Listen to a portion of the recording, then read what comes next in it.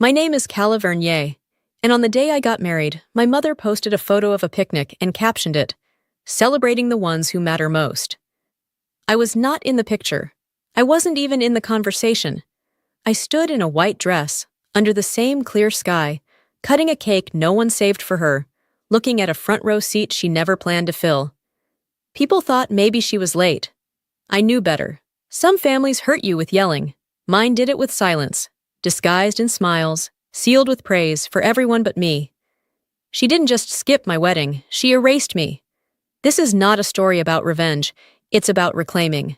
And if you've ever been written out of your own family's story to protect someone else's legacy, then this isn't just my story, it might be yours too. The morning of my wedding, the sunlight poured through the trees like it was trying to make up for something. My husband Reiner's family buzzed around the garden venue, fluffing linens, stringing lights, pouring coffee. It was warm, simple, beautiful. Everything we planned, everyone who mattered was there. Except her. I had already stopped checking my phone. I knew there'd be no last-minute apology, no car pulling up in haste. My mother, Darlene, had RSVP'd with silence. No reply, no call, not even a lazy excuse. When I saw her name appear in the system as viewed, I held on to hope for another week. But that silence, that was her answer. So we crossed her name off the seating chart, not because she declined, but because she decided I didn't matter enough to respond. And yet, I still set a piece of cake aside. A single sugared slice, untouched at the edge of the table. It sat there like a metaphor. Pretty, forgotten, meant for someone who never showed up.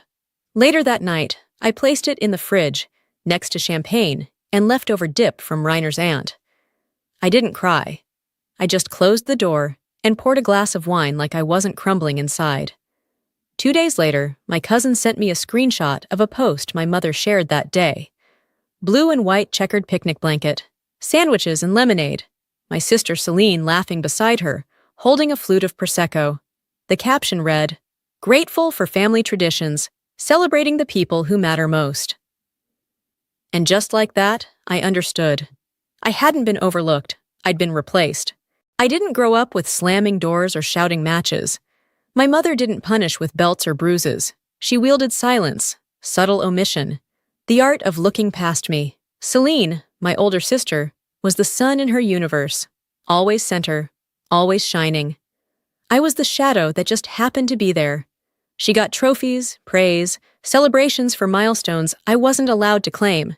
When she dropped out of grad school to find herself, my mother called it brave. When I worked 3 jobs to pay for college, Darlene called it unnecessary. You always try to make things harder for yourself, Calla. I remember one Thanksgiving when I'd been promoted to senior analyst, my first title that sounded like something. I brought it up gently at the dinner table. My mother smiled, poured gravy over the turkey, and said, "Let Celine have this year, honey. She's finally getting her life back on track." It didn't matter what I accomplished. Celine could lose everything, and our mother would bake her a pie and say, "At least you tried." I could win an award and hear, "That's nice. But have you seen Celine's new headshots?" By the time I met Reiner, I had given up trying. I had made peace with being the quiet, acceptable daughter who kept her head down and showed up on time. I didn't bring up my family often, especially not to him. Not because I was ashamed, but because I didn't know how to explain being invisible. Reiner noticed it early. Once, after dinner with his parents, he asked, "Why do you go quiet when I talk about your mom?" I shrugged. I didn't have the words for that kind of ache, the kind that doesn't wound, it erases. Our wedding was a small, intentional ceremony. Reiner's mother helped with my veil. His dad drove my elderly aunt in from Portland. His sister brought a homemade playlist and danced barefoot with me at the reception. There was joy, real joy. But still, when I looked out at the chairs during the vows, I counted the one left empty. The one meant for my mother. That silence was loud. Louder than I expected. Louder than any scream I'd ever heard growing up.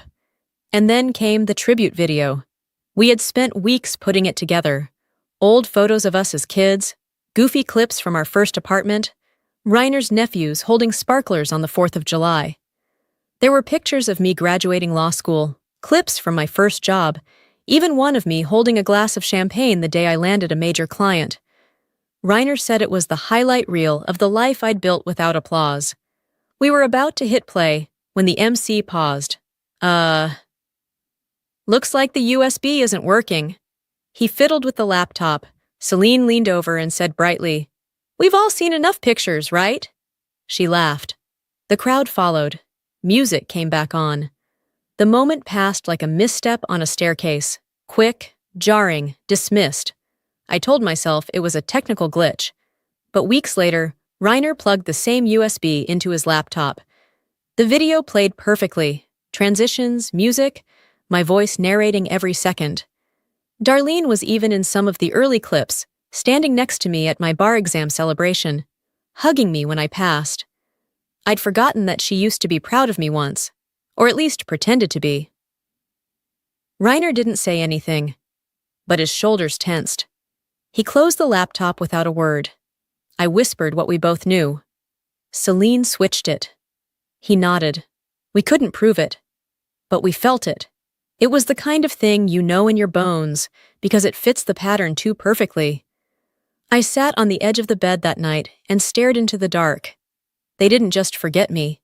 They chose not to see me. It was a Sunday afternoon, 2 weeks after the wedding, when the knock came. Not the kind that asks for permission, the kind that assumes welcome. I expected a neighbor, maybe a delivery mistake. It was my mother. Darlene stood there with 2 hard-shell suitcases and a smile she'd rehearsed in a mirror. "Hi, sweetheart," she said, as if nothing had happened, stepping inside before I could answer. "Things got a little tight at Celine's. I thought I'd stay here a while." I didn't stop her. I didn't invite her either. I just stood there, watching her roll her suitcase across a floor she once refused to co-sign. She made herself comfortable fast, like this house had always belonged to her. That first evening, she was sitting at our kitchen table sipping tea. "Chamomile," she told Reiner. "Still your favorite, right?" He looked at her like he was trying to remember which version of her to answer. Later that night, she wandered into the living room, holding a framed photo of Reiner and me. She traced the edge of the glass with her thumb and said, "I knew this place had potential. I remember when I helped you get the loan." My stomach clenched. She hadn't helped. 5 years ago, we were struggling to close on this house. Our credit was thin. The market was aggressive. I asked her if she could co-sign. Her exact words, "I love you, Calla, but I can't tie my name to something that might not last." I had printed that loan rejection, filed it away. Proof of the absence. Now she was rewriting history right in front of me. The next morning, she left a list on the kitchen counter. Grocery refills, driver to her doctor, call the HOA about roof inspection, and at the bottom, "Please don't use your office while I rest. It creaks too loud." No smiley face, no, "if you don't mind." Just instructions, like I was her assistant. I didn't argue. I just folded the paper and put it in the trash. Quiet, like she taught me. But then came the envelope. Aunt Lina came by one afternoon holding a stack of old paperwork, her face pulled tight with apology. We sat in the hallway while Darlene hummed in the kitchen. Lina slid the papers into my lap and whispered, "You should know." They were emails, chains between Darlene and a lender. Subject line, "Crosby Property, Loan Documentation Support." One line hit harder than the rest. "We are leveraging my daughter's Denver home for collateral. It's essentially my asset. I helped her acquire it. My name, my home, used to boost a loan for Celine. Not asked, used." I stared at those words until they burned holes into me. Lina patted my hand. "They've been saying it's hers for months. I didn't know if it was true." That night, Darlene rinsed dishes like nothing had cracked. Like this wasn't theft. Emotional, legal, and personal. I didn't confront her yet. Instead, I sat cross-legged in the living room, organizing old files for tax season. I opened a black folder from the year we bought the house.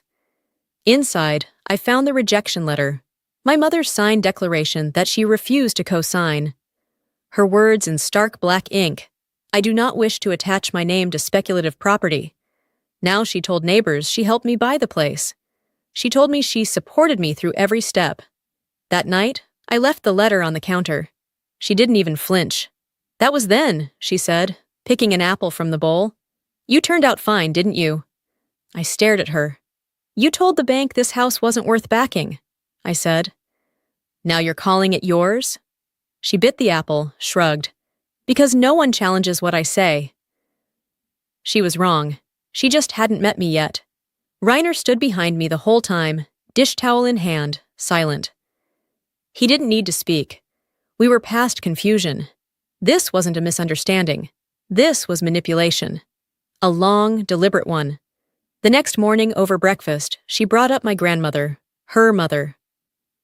"I've been meaning to ask," she said, sipping coffee. "Could you take over full-time care for Grandma? With everything going on, it'd look better if it came from you. And you work from home anyway." I blinked. "She's in Missouri." "Yes, but you don't have kids. She trusts you." I didn't laugh. I didn't yell. I just stared at her. "You skipped my wedding. You rewrote mine for hers. And now you want me to clean up your mess?" She exhaled sharply. "You always twist things." "No," I said, my voice low and final. "I finally stopped untwisting yours." She stood and left the table. No apology, no retreat. Just that same smug assurance she always wore like armor. But this time, I wasn't just hurt. I was sharpening. After she left the table, I sat alone, staring at the apple she didn't finish. The same way she never finished anything with me. Not a conversation, not a promise, not a moment of truth. That afternoon, I opened my laptop and started creating folders. Not out of spite, out of clarity. Property claims, wedding obstruction, audio evidence. I uploaded the deed to the house, photos of the venue, the florist's signed check, and every RSVP confirmation. I wasn't documenting this for revenge. I was archiving my reality.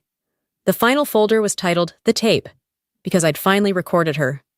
It started as a safety measure, just a voice memo app open on the table while I washed dishes in the next room. But I caught enough. Her voice sharp and unfiltered. "Calla was just a bump in our family's story. Celine is the legacy." Laughter. Celine's voice followed.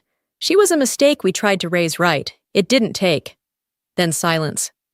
Then Crosby's chuckle, not defending, not disagreeing, just complicit. That night, I sat on the couch, phone in hand, knees pulled to my chest. Reiner came in quietly, fresh from his evening run. I didn't speak. I handed him the phone. He listened. When it ended, he asked, "Do you want to send it?"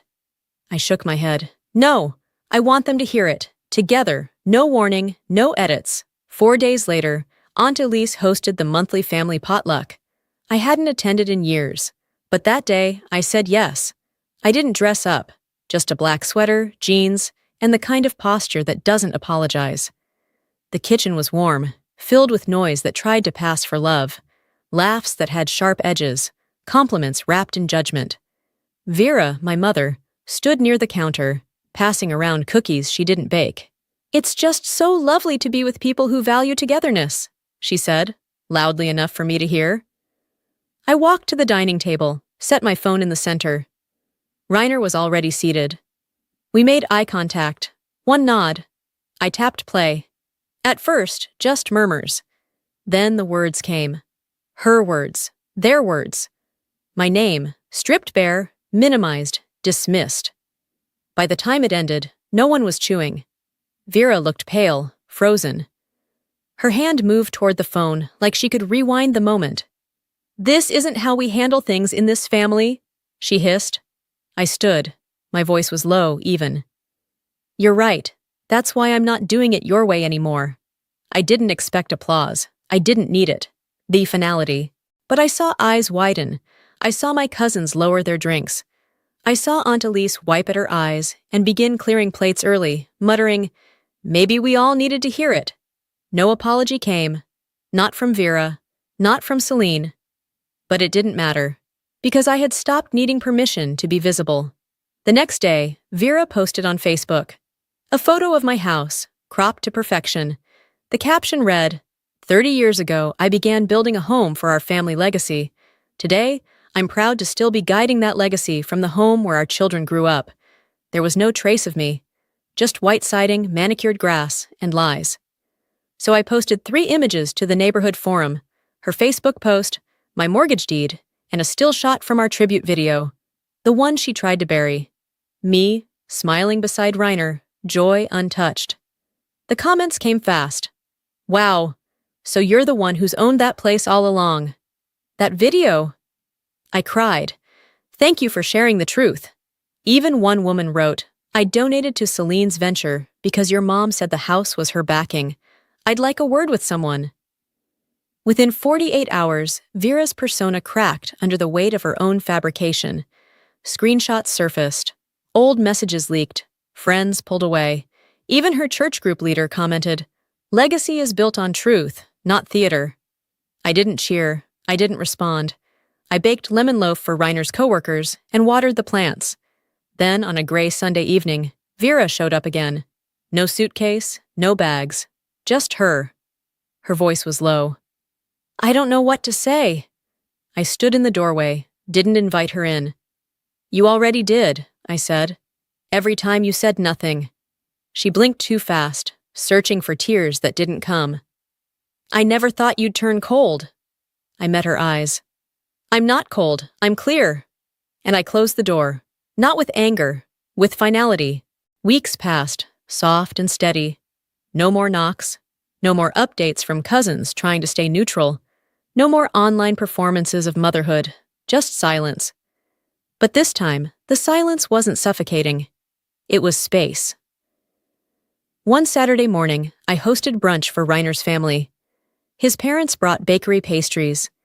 His sister arrived with her 2 kids and a pitcher of fresh squeezed orange juice. The older one, a girl about 7, darted into the kitchen while I was folding napkins into leaf shapes, just out of habit. She paused, tilting her head. That's pretty. Who taught you that? I smiled faintly and pressed the folded napkin beside her plate. No one who stayed, I said, but someone who taught me how to leave. She didn't get it. She didn't need to. She just beamed and ran back to the living room, where laughter was already echoing off the walls. After they left, I sat quietly in the sunlit kitchen, alone with the leftover lemon loaf and the half-folded napkins. I didn't feel lonely. I felt full. Not from food, but from presence, from the kind of love that doesn't require grand gestures or spotless legacy. That night, I curled up on the couch with my journal, unsure how to wrap up something that had unraveled for so long. So I just wrote the truth. My mother didn't just skip my wedding. She skipped showing up for the woman I became. Then I paused and added, but I don't measure love by who claps loudest or who posts the most. I measure it by who shows up when no one's watching. That's the thing about building a life. You think it's about the milestones, vows, birthdays, housewarmings, but it's really about who brings your trash bin in when you forget, who checks the pilot light when the heat goes out, who folds napkins beside you, not to judge, but just to be near. I remembered the bouquet I threw, not for show, but out of hope. I remembered the video that didn't play, and the one Reiner kept anyway. And I remembered the little girl asking about the napkin fold, seeing something beautiful and assuming it came from love. Maybe that's how the next generation learns, not from the loudest voice in the room, but from the quiet ones who choose honesty over tradition. I closed the journal and whispered, not to anyone, not even to myself, but into the stillness. Sometimes the family you build is the one you finally get to choose. And I meant it.